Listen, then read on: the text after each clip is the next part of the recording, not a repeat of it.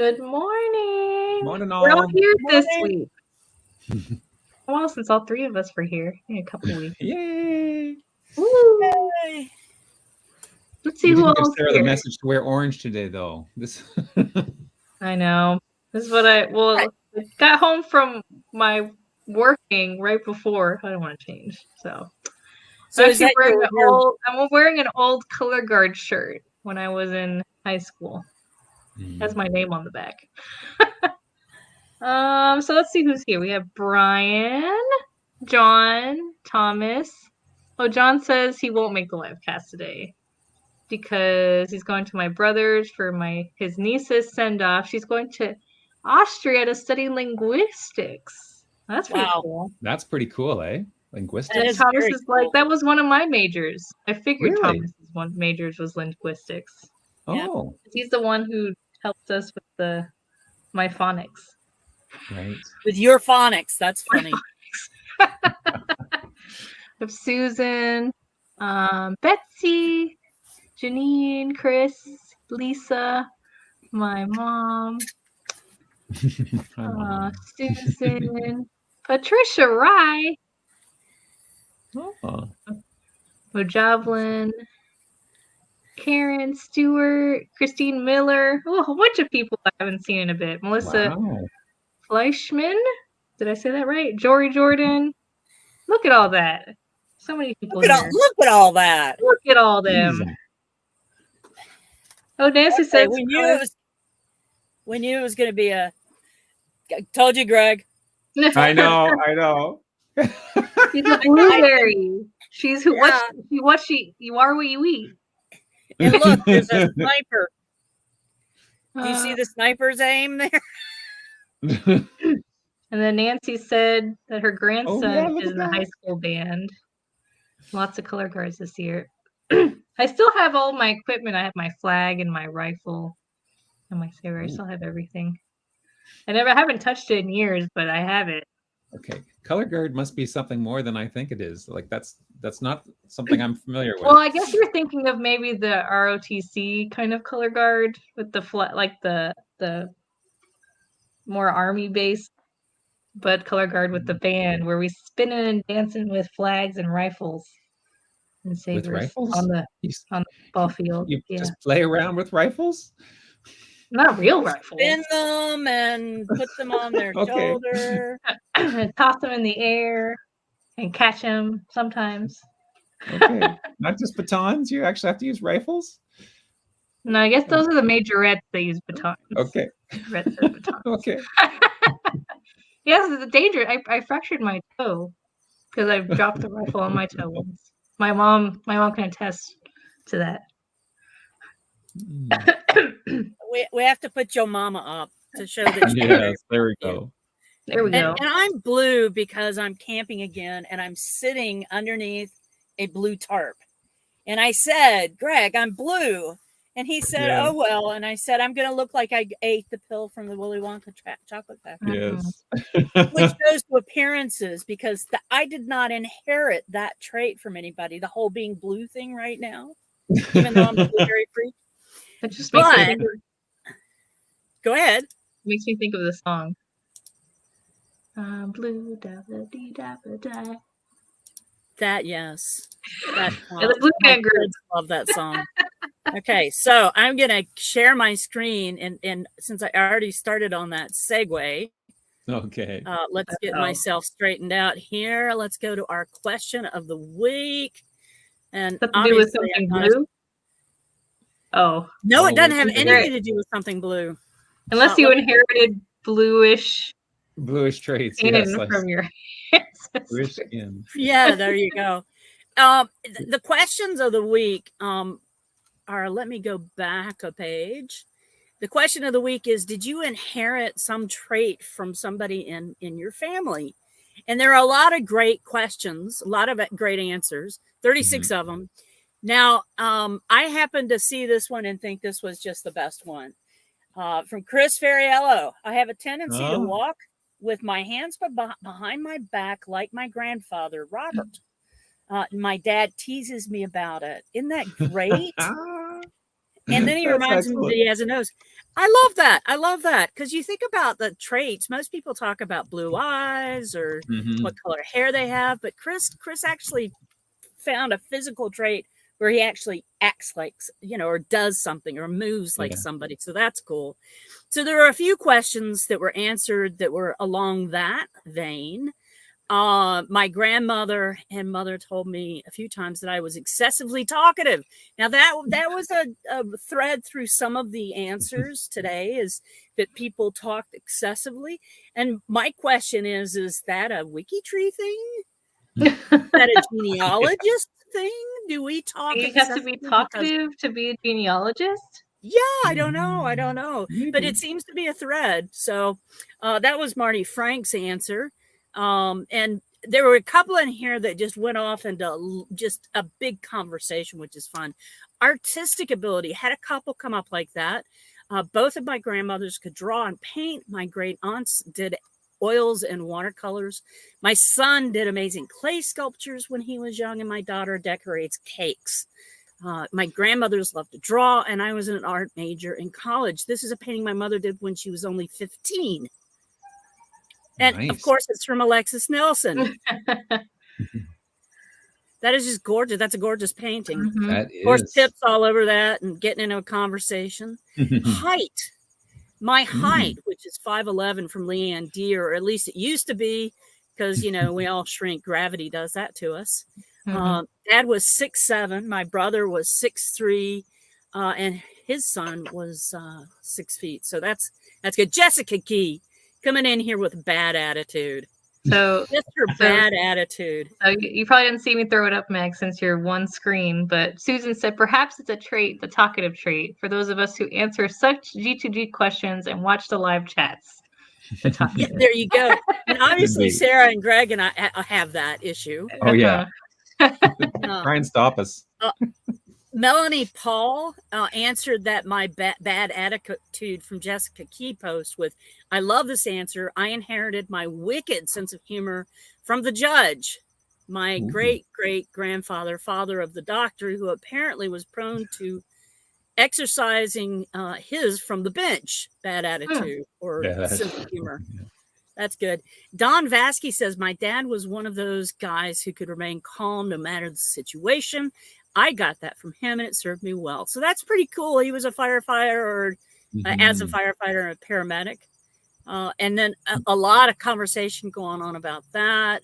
And we're so glad to have people on WikiTree that are so proud of their firefighter paramedic background or profession. David Mcnichol, a very mild form of what looks like dyslexia. This trait was pronounced in my father. He passed a mild version on to me, and I pass it on to my youngest daughter. That's pretty cool. And he said that it's where you can't track the lines of print properly when you're reading. So that's pretty interesting there to find that.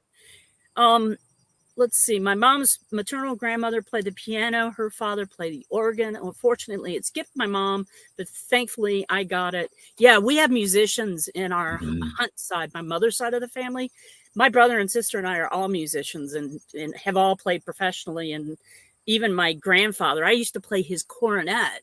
When I played in university, I played his cornet from him playing.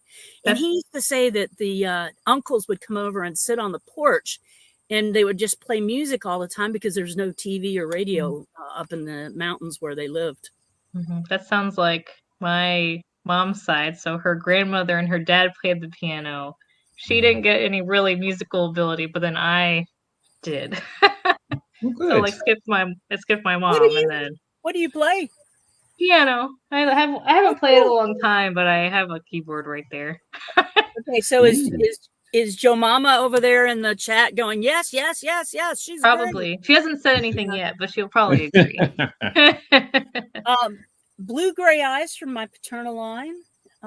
Pip's answering Shonda there that his dad did.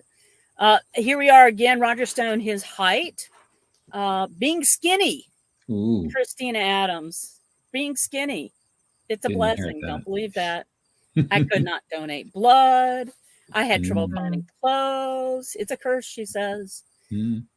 June Butka, she says that she inherited the ability to use healing energy from her mother, and that she learned it from her maternal grandmother. So they have like I guess if you live in the Appalachians, like I grew up, there were healers and faith healers and people who used herbs and other things. So that's really cool, June. That is really cool.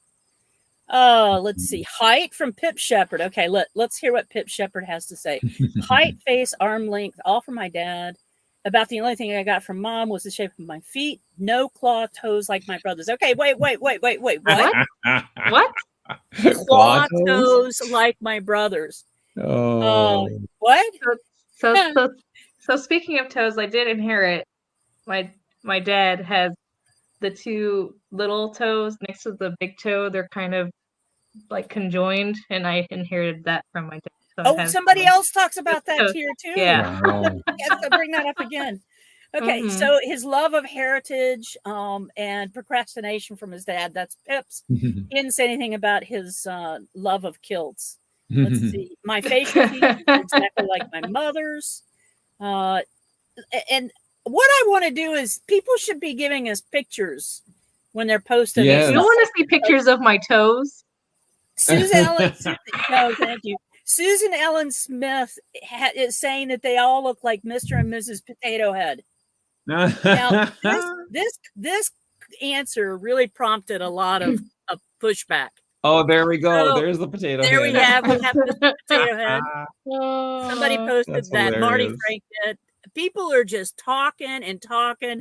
Somebody even pulls up the original Mr. Potato Head. Now, if that is still wrapped in its wrapper, you could probably sell that for some money.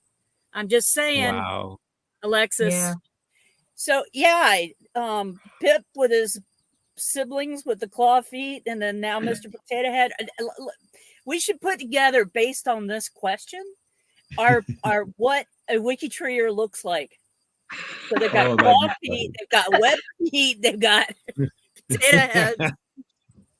Okay, me and my dad. It would be like a Frankenstein, a WikiTree Frankenstein.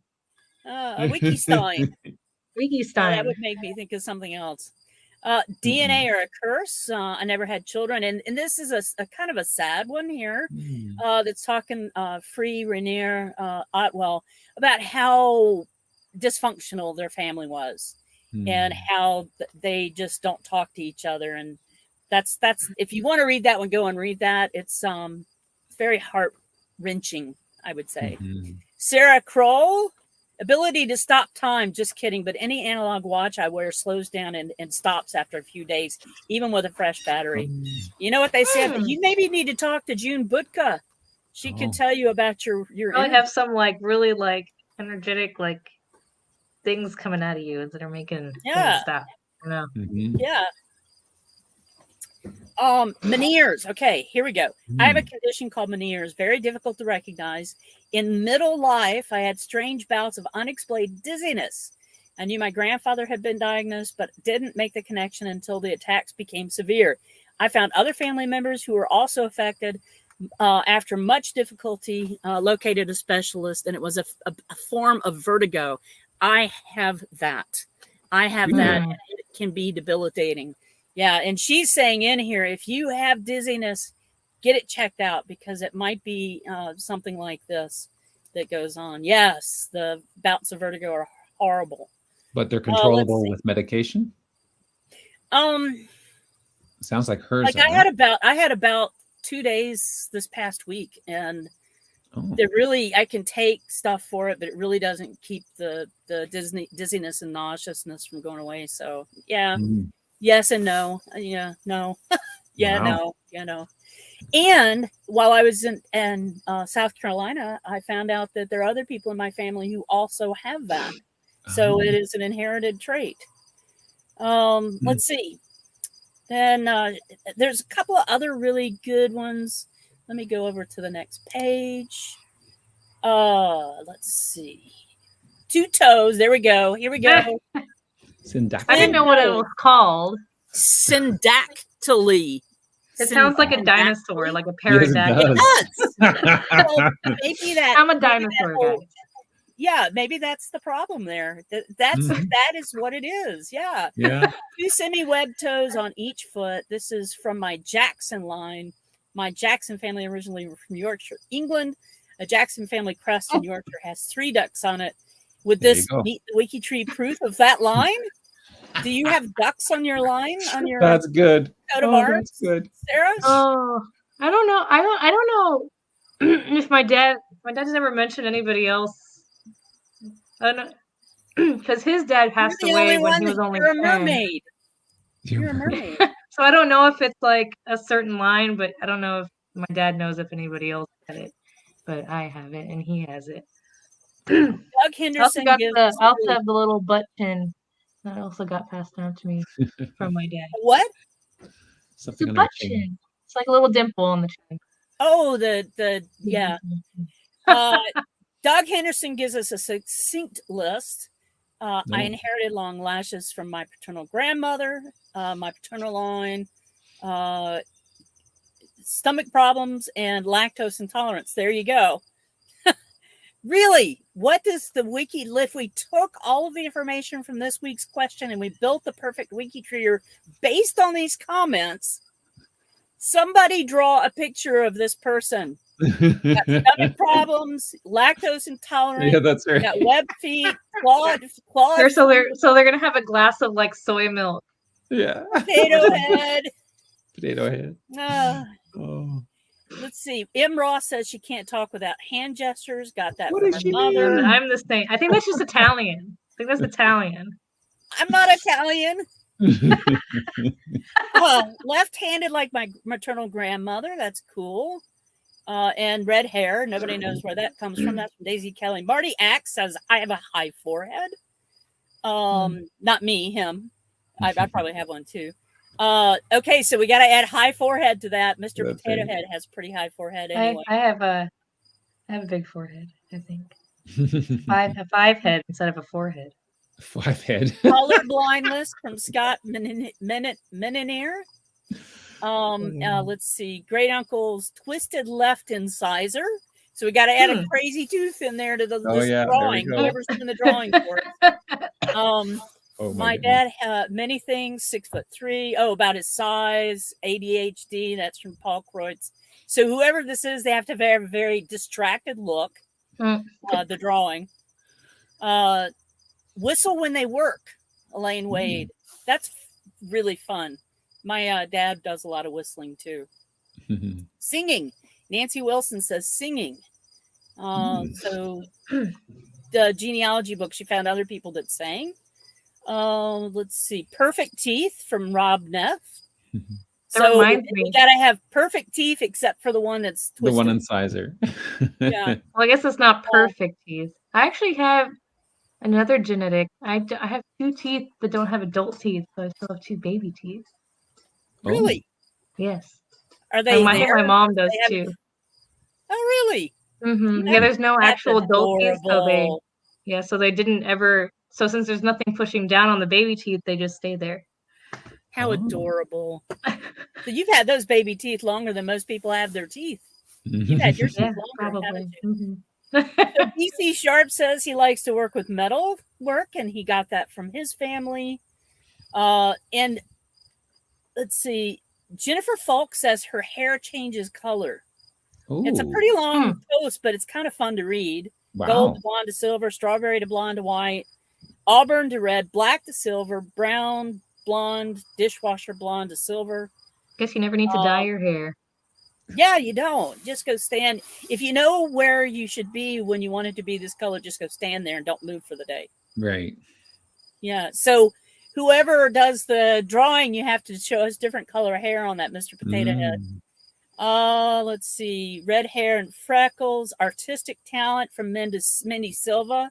My maternal grandmother was incredibly talented. I love to draw, paint, and use other mediums. I would say some musical talent also, which my girls have. And that comes from the paternal grandmother. She was incredible also, just plain and simple. Physical characteristics. 3 of my daughters inherited the large ears. Oh, their fathers. Okay, add some big old ears on Mr. Potato Head. Oh yeah. Yeah. Oh, and she says people would recognize them by their ears around town. And then Dieter Lawrence says he inherited brown eyes. So now we have a perfect picture. You guys go about getting us a great, let me stop my share, a great photograph of what we would look like. I guess if I sit really close to the screen, I'm. Oh, there's still that blue tinge. So that's it. But now, since I am blue today, yes, I'm going to show this off. Oh, It's a personal blueberry pie. Blueberry How pie. cute. As if I wasn't blue enough. Guess what I'm going to do? Baked just for Megs. Eating it online in front of us all. She's going to eat it while you talk about the profiles of the week. Profiles of the week. Okay, then. Well, Megs, that looks so good. He's eating it live. Look at that. Okay, let's watch. Oh. And then I snorted too. Oh, blueberry pie. Oh, come on. That's amazing. Now a little bit of Chris vanilla is ice like, cream. Eat it live? Question mark? Of course. Of course. Yeah. Of course. Yeah. Where's the vanilla ice cream to go with it, though? Oh, I love it. Don't you like mixing the vanilla ice cream and then the blue and the it's just. I bet there's some ice cream up the house, but I can't. Yeah. I'm not going to walk that far. Oh well. Okay. So the profiles of the week are all about golfers. Which golfer are you most closely connected to? Now this will be interesting because I have golfed only a handful of times myself. I am not a golfer by any stretch of the imagination. Apparently my golf swing makes me look more like I'm chopping wood with an axe as opposed to, yeah, that's exactly it, Sarah. So I think I went out golfing once or twice when I was in high school with a group. And then every now and then at the end of the year, school party, teacher's party, sometimes they'd go to a golf course. So, and I went after our first year of teaching for March break, my wife and I went down with two other friends who are also first year teachers to Myrtle Beach, actually. And we did one round of golfing with the two couples, and then the other couple was so disgusted at how poor I looked and did that they golfed on their own after that. Oh my gosh, that's horrible, Greg. Well, and it was, it really wasn't a lot of fun for Julie and I because neither of us were big golfers. So it was a lot of walking and a lot of chasing of things in the woods and stuff. So I hear people say it's a good walk wasted. A good walk wasted, yes. Now I know lots of people enjoy it, so that's good. I do. I'm not surprised. Yeah. Sarah, do you golf? Mini golf is fun. Mini golf is fun, and that's something I do enjoy. Yes. But anyway, so it's golfers, famous golfers. So the first one, the premier profile is Jack Nicklaus. And he has a relatively short bio on WikiTree. He's regarded by many as the greatest professional golfer of all time, winning a total of 18 career major championships while producing 19 second place and 9 third place finishes in them over a span of 25 years. So that's a pretty big time to be in the forefront of golfing. He was born in Columbus, Ohio, a suburb of Upper Arlington, Ohio, and is of German descent, the son of pharmacist Charlie Nicklaus, who ran several sites named the Nicklaus Drugstore, and his wife, Helen. After a win, author Ken Bowden wrote, "No individual has been able to develop, combine, and sustain all of the complex physical skills and the immense mental and emotional resources the game demands at its highest level, as well as Jack Nicklaus has for as long as he has." So that's quite the kudos. And he was born in the 40s, but much more details can be had if you check out his Wikipedia page, which is linked there in the sources, and you can see there's lots of information there. Huge long article. So if you're interested in Jack, the more details, go to the Wikipedia page for that. The next big one is Arnold Palmer. Arnold Palmer. They were just talking about that. Arnold Palmer is in the chat. Oh, were they? Iced tea and lemonade. Yeah. Lemonade. What? You've never had an Arnold Palmer? I don't It's think iced so. tea and lemonade mixed. Oh, well, that Mhm. sounds I interesting. have had that, and it was lemonade and iced tea mixed. So is there any alcohol in it or no? I guess you can put it in, but usually when No. you order at a restaurant, it's just iced tea and lemonade. I don't know. I've Your never. closest, Sarah, are William Campbell and Mhm. William Hogan. You got a thing for the Williams there. The Williams there. Mine's Go ahead. Jocelyn. Mine's La Québécoise. My closest one is the Québécoise person coming up. Oh, cool! Really, not Brooke Henderson. Oh, I don't think so. Yours is Brooke Henderson. No, I would say, is yours Brooke Henderson? I would say yours would be. Because she's from your area. I'm William Campbell, Bobby Jones, and William Hogan. Sarah and I often follow very closely on our connections. So what is everybody else getting on their connections? Yeah. Lisa says Jocelyn Barassa is 16 degrees. Mm-hmm. So Arnold. Yeah, you go ahead. The alcoholic version of an Arnold Palmer is John Daly. Just running with someone else's name. Okay, so John Daly is this guy he's a big fella, like big and tall, big guy. Okay. Who probably hits the furthest of any other PGA golfer, or used to. Oh. So we're talking about more powerful drink. Oh, okay, more powerful drink. There you go. So Arnold Palmer was born on the 10th of September 1929 in Latrobe, Westmoreland, Pennsylvania, and passed away at the age of 87 in 2016, September 25th. So just after his 87th birthday in Pittsburgh, Allegheny, Pennsylvania. One of the greatest professional golfers of all time, inducted into the World Golf Hall of Fame in its inaugural class in 1974, as well as the PGA American Hall of Fame. So he's known as the King, and his dad, Mildred, was known as the Deacon. So that's kind of cool how they have these nicknames. And there's a few others in the profiles that also have nicknames like that. So his dad, the Deacon, was the superintendent and house professional at a 9-hole golf course where the family lived in staff housing. So it's interesting. So that's how he obviously got his early start. He served in the Coast Guard. His first big win was in 1954, the U.S. amateur title, and he said that remained his favorite throughout his life. That first big win. You can understand that, eh? Sports Illustrated named Arnold Sportsman of the Year in 1960, and then he became the first professional golfer to break the $100,000 barrier for winnings. He was chosen as Athlete of the Decade in an AP poll, and he had a broad following known as Arnie's Army. That's kind of cool. He was the first TV golf superstar.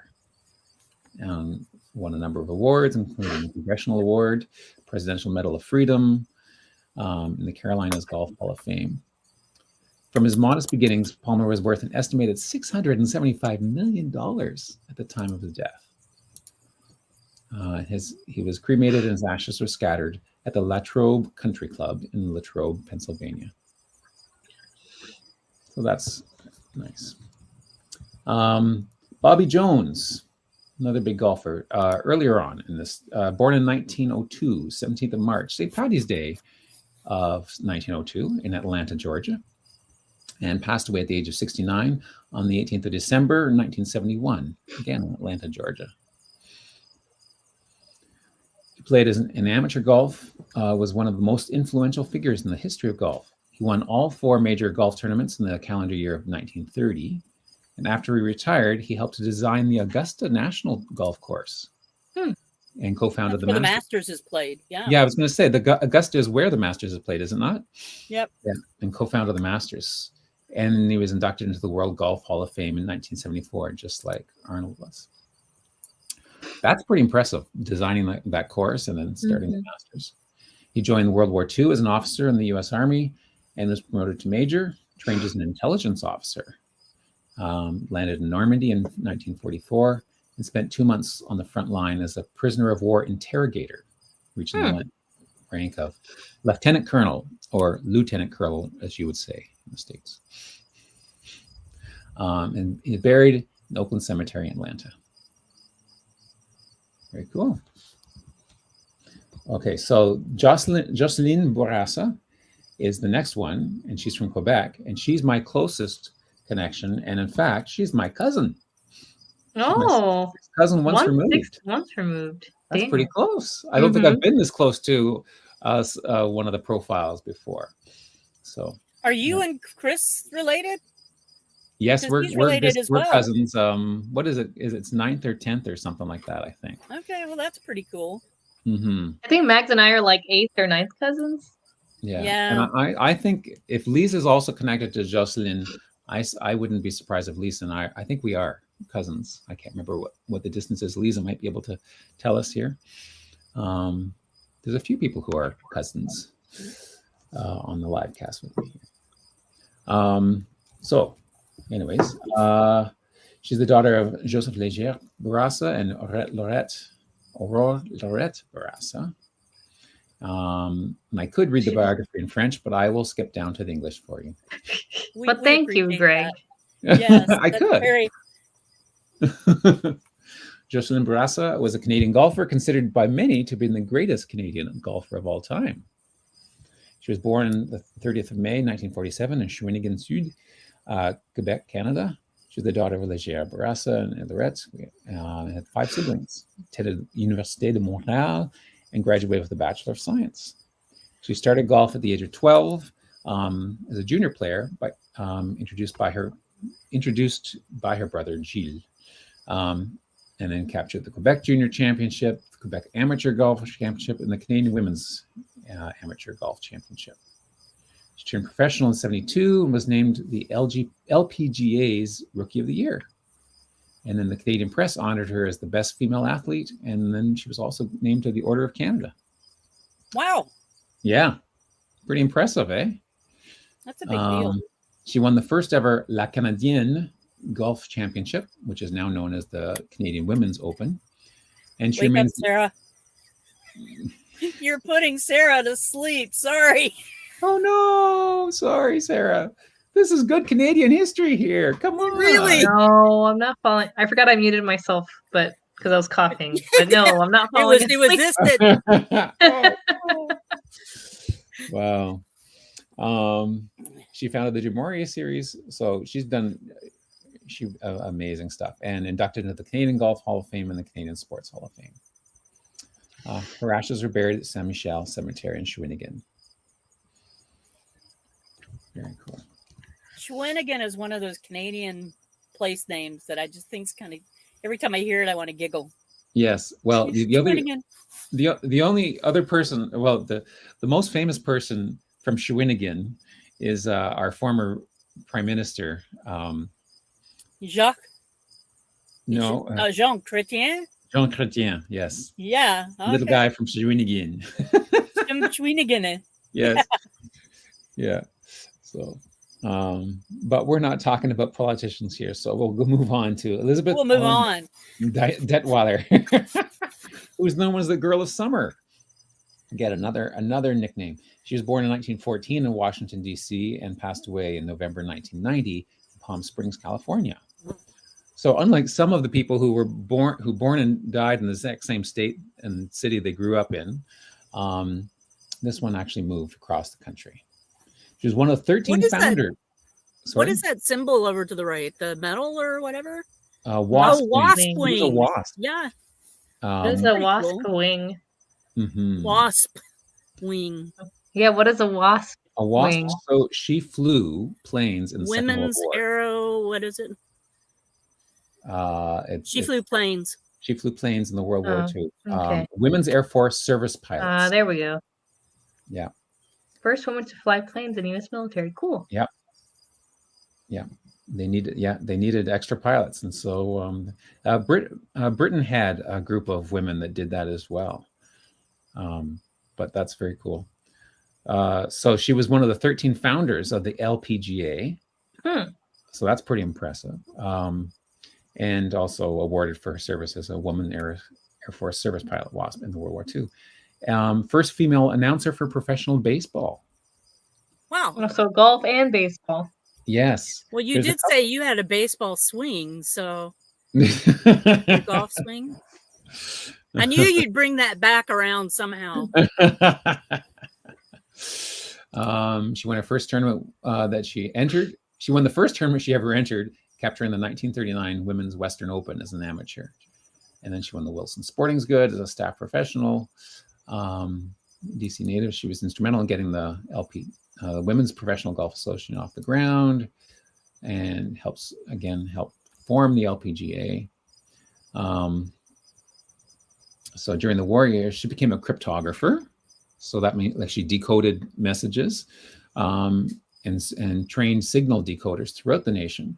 And then for 43 to 44, she joined the pilots, the first women to fly planes in the U.S. military.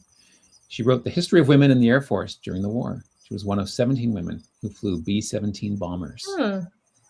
Wow. Always the right place, the right time. She played golf with the owner of the Washington Senators baseball team, and he arranged for her to work as the voice of the Senators for a year as the team's play-by-play broadcaster. And that's where she got the nickname in 1938, the Girl of Summer, because her voice was sort of the voice of summer. That's fun. Yeah. Sort of like Lauren Green had a nickname too because of his war broadcasting, didn't it? I did not know that. Yeah. What was his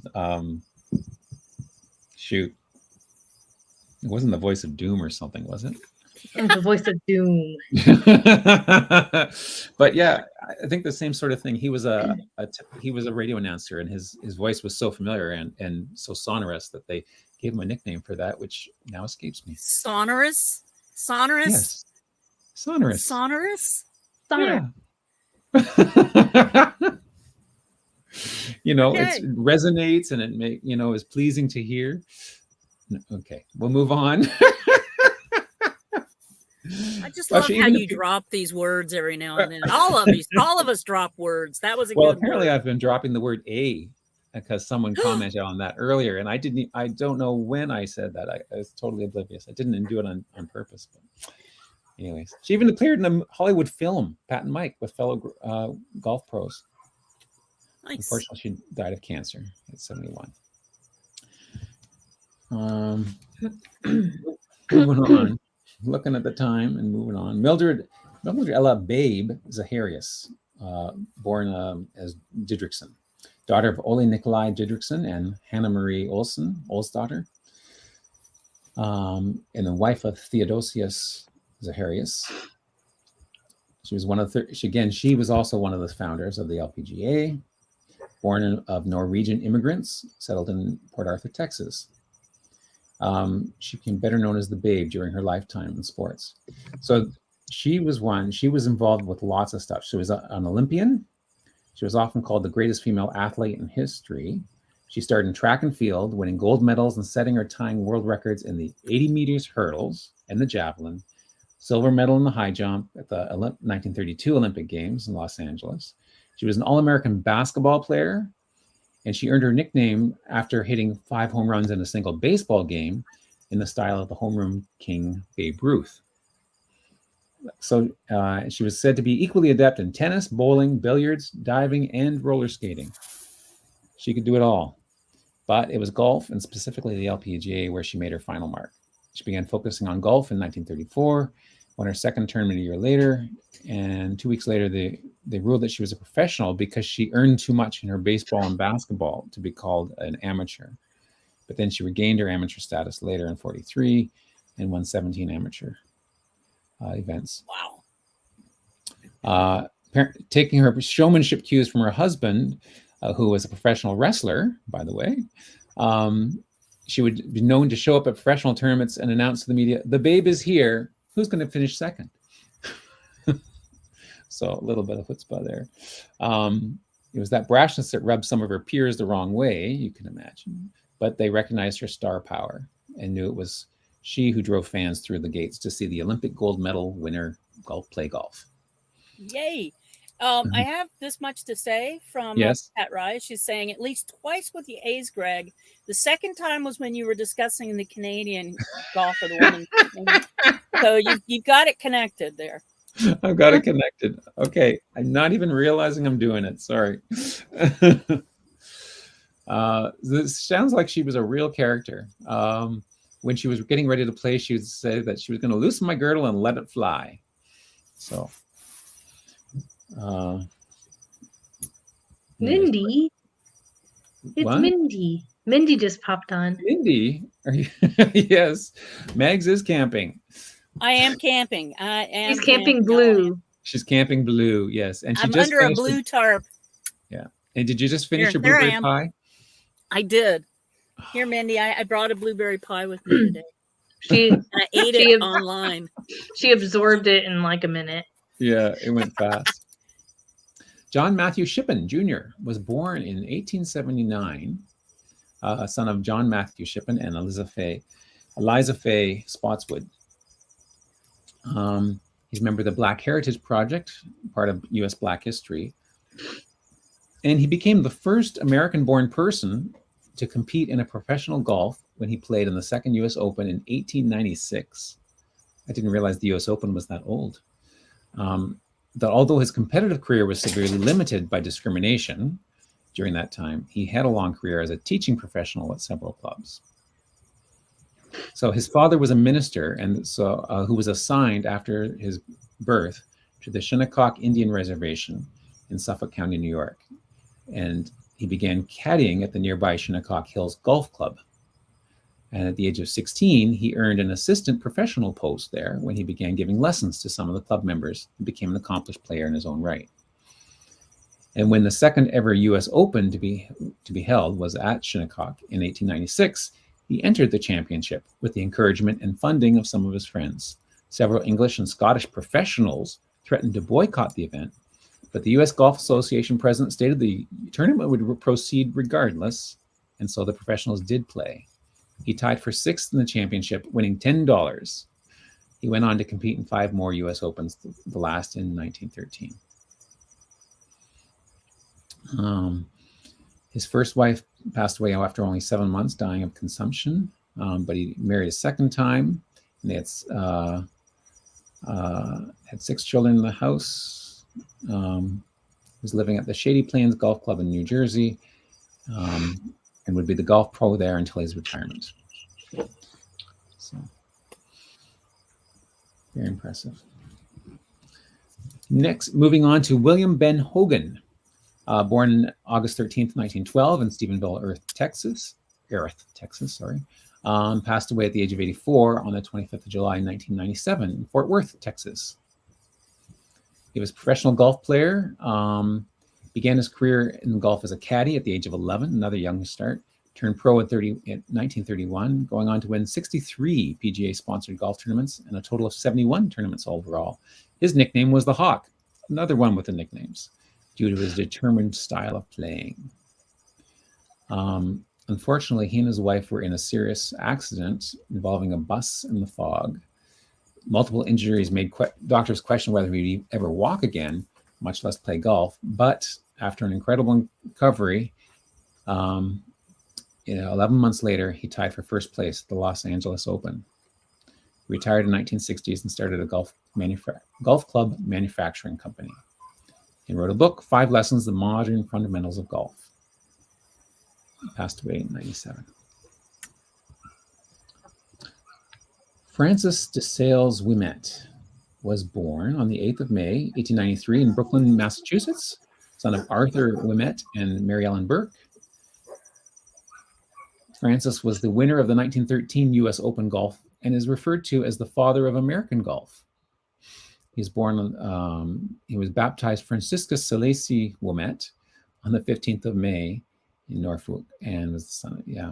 I'm wondering if his baptism was done in the Catholic Church, and this name was what was written in Latin, because often, having done some research in this area, often the baptismal records will be written in Latin, and even the names will be written in Latin, even though they're not really they don't go by the Latin name in regular life. So that's kind of interesting. He died on the 2nd of September at Newton, Middlesex County, Massachusetts, and buried in Holyhood, Norfolk County, Massachusetts. Sven Olof Gunnar Johansson, the son of Thorsten Hugo Engvall Johansson and Greta Magdalena Florentina Cruz. He's the son of Thor? Son of Thor, yeah. I was going to say son of Thor. He was Swedish. What Tumba? I'm not sure where Tumba comes from. Scroll up a bit there, Greg. Is that what a twisted tooth looks like? Oh, there we go. There's the twisted tooth, we have so copy and paste. Maybe that. Whoever's making our drawing for us. So we got to add that tooth in there. That's right. Look at that tooth. You know what? Instead of drawing, we should just take like parts of so it looks more like a collage. So take his tooth. I bet Mindy could do it, but she hadn't been here or maybe she did hear the whole thing. Yeah, that's right. He was a Swedish sportsman, prominent in ice hockey, football, water skiing, and last but not least, golf. He was a great popularizer of golf because golf was too much fun to let the CEOs keep it to themselves. And that's true. As an ambassador of the golf sport, Sven Tumba officially introduced golf to the former Soviet Union. I think that's a typo there. I don't think it means formed. I think it means former. It should be former. He was born in Stockholm in 1931, grew up with his parents. In Vigbyholm, the kids nicknamed him Tumba Johan. So I guess that is part of his nickname. And then he got married in 1960. He spent his summers in Sweden and the rest of the year in Florida. And he died in Sweden on October 1st. Since he had dual Swedish and U.S. citizenship, his passing was recorded in the USSS Death Index. I'm not sure. USSS. Yeah, he was buried in Stockholm. William Kamik Campbell. I think he's Bill for short. What's that? Bill Campbell for sure. Yeah, this is the last one on the list. Born on the 5th of May, 1923 in Huntington, West Virginia, and died the 30th of August, 2013 at the age of 90 in Lewisburg, West Virginia. He was a Hall of Fame golfer and an accomplished amateur golfer, having played in 37 U.S. amateurs, 8 Walker Cup top teams, and awarded the Bob Jones Award in 1956. He was a leader of the golf's major governing bodies. He was a graduate of Phillips Exeter Academy, excelling in golf and swimming before graduating from Princeton University with a degree in history. In between, he served the U.S. Army during the World War II, where he was injured during battle. And after graduating from Princeton University, his career began where he successfully competed at all levels of amateur golf. He started playing golf at the age of 3, when his parents and brother would start a tradition of playing every Sunday afternoon as a family. That's kind of a nice thing to do. If you like golf, it wouldn't be fun if you didn't like golf, Greg. If you didn't like golf, that would not be a fun thing. But it's neat to have a thing to do every Sunday afternoon as a family. So we did family movie night every Friday night. Oh, that's neat. That's neat. He won a Bronze Star for valor in World War II when he was wounded in his leg by shrapnel in the line of duty. So instead of pursuing professional golf, he returned to West Virginia, followed into his family's insurance business, learned how to fly, and then he was appointed to the West Virginia House of Delegates. Then he lost in the re-election. Shockingly, he declined an invitation to play in the Masters as he was deep in the fight for his re-election in the 1952 race. His mentor. He had to choose which, to balance. Yeah. And apparently those were 2 of the worst decisions I ever made, Campbell says now with a smile. Yeah, about declining. He said, he was talking about entering politics and declining the Masters. Both those were the 2 worst decisions he'd ever made. Golf is a game, and I like this quote from him. Golf is a game of misses and how you react to them. That also applies to life.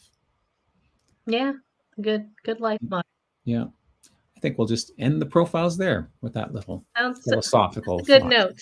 I did share my blueberries, so you guys did not miss any blueberry pie because I shared it with you. Yeah, we had it. That was not a miss. Well, it is a miss because we didn't actually get any. Yeah, you did. Yeah, you did. Maybe I virtually imagined it. It's the thought that counts. That's right. She thought of us. She thought of us as she ate did. every delicious bite of that pie. On camera, showing everybody while we're all starving for blueberry pie. Oh well. Only What because any I love photos you this week, so Sarah? much. Yeah, there are photos. It's We didn't do any funny photos 'cause- last week, right? No, we didn't. We skipped Oh, you photos. guys ran completely. out of time, or you skipped it? We skipped it because we ran out of time because we had a Oh. special guest on. Yes, Jelaine. Oh, that's right. I remember. Yes, and I followed up with Jelaine, and we've expanded that La Bonté family, La Bonté, And she also, Jelaine also thought that it would be a good idea to create a graphic for people to understand how the CC7 works, the connections. So well, just there was passing a that along. lovely video that was put together by one Mindy Silva, I believe. You about should send that very to topic. her. Mm-hmm. Okay. So photos. We didn't get enough. Oh, I know. how sad. What? We didn't get enough blueberries for pie. Oh. Hillary didn't get enough blueberries for a whole pie. That's sad. Even for How a many pie blueberries this do you small? need for a pie? How many blueberries would you need? This is a tiny little pie. You could have That's made right. miniature pies, Hillary. You could have made one little miniature pie. More of a tart. There you go. Blueberry tart. Blueberry tart. I had photos. I had. Oh my gosh! I know we were This talking goes about it earlier. Yes, yes, yes. That's I know. I thought hilarious. about that. Greg is like, I oh did no. not realize that. No. Are you going to show us a picture of the picture you Fine, put I'll up? show. I'll show. I'll show. Okay. Just because Mags. So the profile. Well, hold on. The photo of the week theme is uniform. Hey, So wait, uniform is a Lisa very Gervais- broad Lisa statement. Gervais wants to know if you're going to show last week's pictures as well. I guess it depends. We have 8 minutes left. It depends. Yeah. I We have tried to 10 end photo- earlier. than We'll normal. see. We'll see. I can. Okay, so uniform. So I guess the Yes. uniform would be anything what you're wearing that you have to wear doing your job. That's how I would describe a uniform. Or school even. You know, something you have to wear. You know, so this is a nurse, Nurse Florence Pritchard. Nice. Matthew Jerome Maher Jr., age 16, World War Wow. One. Wow. He has a little trumpet there. Yep. Unless there's Bugler. another name for that. Bugle. It's a bugle. Oh, Mm-hmm. that's a good photo though. You Good. don't see a lot of those. 16's too young to fight in the war, isn't it? No, those Not back kids, then. they lied like crazy. Oh, Yeah. that too, yeah. Yeah, but officially, Yeah, right? you have to be 18. Yeah. Susan Anderson has a great comment. She says, something standardized. You can't have a uniform. An ununiform. On uniform. An ununiform I guess uniform. that is the standard. So everybody, yeah. So that's from So, Civil War. Samuel Thompson Irwin, corporal in the 78th Pennsylvania Volunteers Union Army. What is that in his hand? A book? A Bible. I bet it's a Bible. Oh. Maybe. I Swearing think on the so. It Bible? kind of has that kind of look, a Bible Mhm, look. it does, yeah. Alexis Nelson uploaded this one. That one. Okay. Okay, so we have the RAF group, Jack Hill's second. Oh, wait, hold. RAF group, Jack Hill's second from the left on back row. Should have been a comma. As I was reading Yeah. it as a run on. This is not a grammar show, though, is it? Second from the left. Except So for the odd vocab word. this thrown. one, second from the left. So it's Jack Hill's. Nice. So should our new WikiTree, or because of this week's photos, should our WikiTree composite be someone in a uniform? I guess so. I guess what kind of uniform will they wear though? Yeah. Maybe a WikiTree shirt, as that's the uniform. Yeah. Siblings, I guess they're in their school uniforms. School uniforms. Yeah. That's fine. Ooh, wow. My dad is the one wearing white. Oh, great. Well, you. yeah, Love it. we'll find him. Oh, you. yeah. No comma problem on this one. Oh, no. That's hilarious. Oh, sailors. Okay. Well, at least we know he's not one of these three. That really Yeah, that's narrows right. it There down. we go. Yeah. Process of elimination.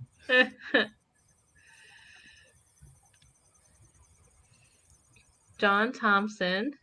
What kind of uniform is that? So it's in England. It's in England. So is it maybe England Army? Hmm. No. He's Major General William Charles Rich. So I'm not sure. He was a Major General, so maybe it's a Major General uniform. Now I'm singing the song I Am a Major General. Gilbert and Sullivan, yes. Yeah. So he's a firefighter in Massachusetts. Oh. How old is that? 1940, it says. Oh, okay. The photo was taken. Mm-hmm. Oh, I guess Flower Girl uniform. Flower Girl. How cute. And this is actually Karen Schuler herself who uploaded the photo. Skylar? Is that how you say it? Schuler, Skylar? Yeah, Skylar. Skylar? Okay. Mm-hmm. We're so glad Greg's around. I know. Steve Feather. Fort Bragg, North Carolina, 1968. Nice.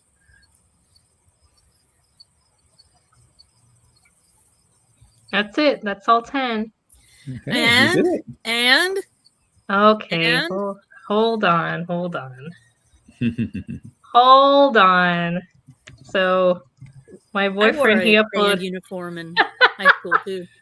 Yeah, this is really good. My boyfriend, he uploaded because he has a small business, so he was promoting his business, Small showing business. yeah. He But sells, I'm telling you, this is pretty hot, so you guys need to get your fans out. Because he was a sheriff and he was also EMS, so look at that uniform. Woo! That's his EMS uniform, and then show us the sheriff, the suit, everything about him. It's just this was God, when he was a sheriff when he was 19 years old. So what? Yeah, deputy sheriff. Deputy sheriff. Deputy sheriff 19. Mm-hmm. Wow. Out in the Keys. So Woo! I guess we have time to look at the other last week's real quick. Yeah. And I want to say that Joanna and myself and Thomas, we're all singing the Pirates of Penzance. A modern Major General. No. Well, there's 12 for last week. Oh my. Okay, we'll go through these fairly quickly, but it looks like they'll be good. There you go, Amusement Nancy. parks. Okay. Look, a spaceship ride. Yeah, spaceship. Oh. Next. Yeah. Oh, it's the Clampets. Yeah, look at it. Sunshine Coast Lions in disguise. They're Amusement in the Tivoli Gardens. Alexis Nelson. Nice. Hey, in Alexis. Denmark. We're not doing the uniforms right now, so it's sort of amusement parks from last week. Amusement parks last week, yeah. Since they didn't cover them. So we're looking at these. Those teacup things used to make me vomit. Oh, no. You know, out of everything, it was those? Yeah. I loved that because you would get cooled off because it was hot. I don't know. I don't know. A roller coaster 1957 sounds scary to me. They're scary to me now, but in 1957, they're probably scarier. Mm-hmm. Oh, look, Azure uploaded this one. I guess this one on the right is Azure with her red hair. Oh, maybe that's her. Azure? Yeah. You can spot Azure in a crowd. Mm-hmm. Oh, SeaWorld. Oh, Chris uploaded this one. Which one's you, Chris? The younger one, or I can't. Maybe The little one. I can't tell. The I little. think he's That's the what younger I'm brother. thinking. It's a little one. He's got an older brother, right? Yeah. I think the little one is Chris. Cool. How sweet. World's There's a couple of Fair or uniforms in Little this one. Gymnast. Yeah, these are. Look, we got both in this one. Oh, we've got a bear. There's an animal. We haven't seen any animals yet. So there's a bear. No, I don't know if yeah. that counts as an animal. That was a It's gator. a uniformed animal.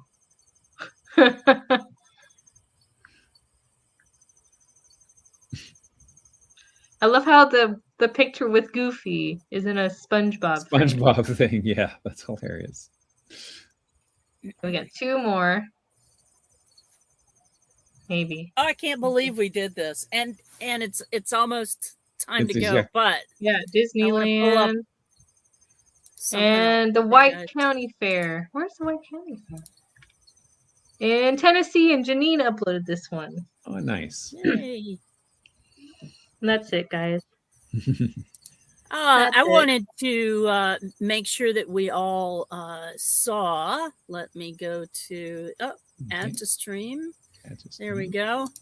Just reminders that there's no challenge this week, but they're looking for people who might have Russian research background. So if you want to jump in with that for the next Scott Turow stuff, jump in with that with Mindy. Also, have you registered for WikiTree Day yet? It's going to be a day long, 24-hour long symposium, talks, presentations, panels, interviews with Chris Whitten. Lots and lots and lots of great stuff. If you want to volunteer, you can jump into that. Just check out the registered for WikiTree Day yet and send anyone a note if you want to volunteer. Let's see. Scott Turow, there's the whole post about Scott Turow's stuff coming up in the next week, the 8th, 1st to the 8th. And then that's about it. So those are the things that are upcoming soon. Soon. So it looks like there's another broadcast at noon about the WikiTree challenge. Just hold on for an hour and you have another live cast. You get to talk about. You get to see more people. You get to see Mindy. Not us. Different people. Not us. Not the blueberry girl here. No, not the blueberry girl. But we'll see you. Let me get that stuff queued up. There we go.